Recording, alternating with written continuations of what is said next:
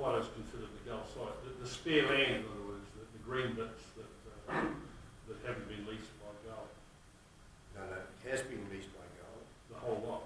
Yes. So we would have to take a sublease from Gull to take that green land, which, and they would require permission from Rakawa to sublet it to us. You think that, you know, we were actually given a price for some of that, which was quite high, but that, you know, unless we wanted to pay substantially and then produce it, it would be expensive. You had thought that green space was available rather than as Gull land. Questions to that? When you say the toilets, sorry, your submission, you said upgrade it, but you're talking also about moving the toilets or just upgrading them? No, just leaving the footprint as it is. Yes. The building itself is fine. It just needs a bit more light into it. It needs brightening up.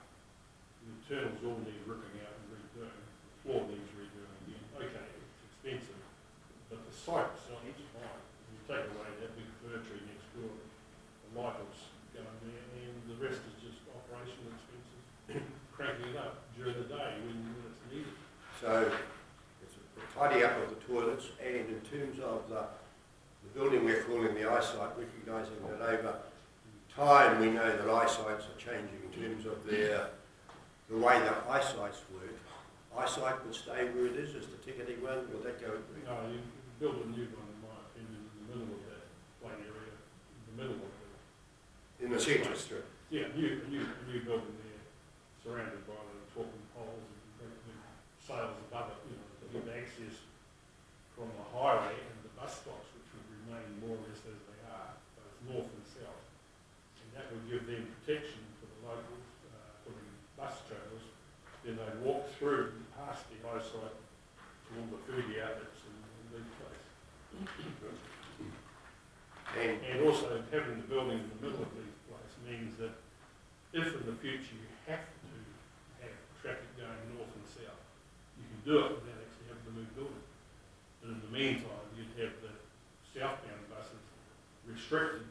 They'd be the only ones that could actually travel across that pedestrian zone. And they'd have barriers in front of them, which could be lifted by the eyesight people, just for the buses to get south and then out through. Councillor. Mr Jones, thank you, Your Worship. Mr Jones, your thoughts please on the Swanston Street changes there. The limited access coming in and no access going out. In isolation, I think it would be a bad move, considering that the vehicles then would have to find another way out of that Leaf Place precinct. And you've only got to look at the streets around here, they're too narrow by a long shot. And I don't think it's going to work. Not in isolation with the total traffic, which needs to be looked at right through. It's been done before. This is not new, looking at traffic around further on. But I wouldn't recommend that at this time.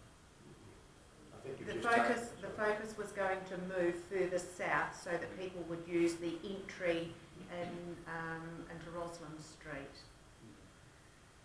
Well, Roslyn Street's a very narrow street. So yeah. As far into the Sullivan places it was too narrow for vehicles like that. No. Thank you. I was interested, as you say, things aren't new, because having you been around, we've seen over the years many plans for redevelopment and the need for it that has taken place. Councillor Van Roy. Thank you. Mr Jones, you propose raising the eyesight building and re-electing it in the centre, and I would have to go back and find out exactly how why that's purpose. Have you done that research? No. It would appear to me that it's going to be a very narrow and long building. Depends on who's going to own the building and who's going to lease it, yes, and how it's going to be laid out. And would that proposal in itself not sacrificing any parking spaces? Oh, it would. That whole area in the middle, which is shown to be at the north end now, I think we can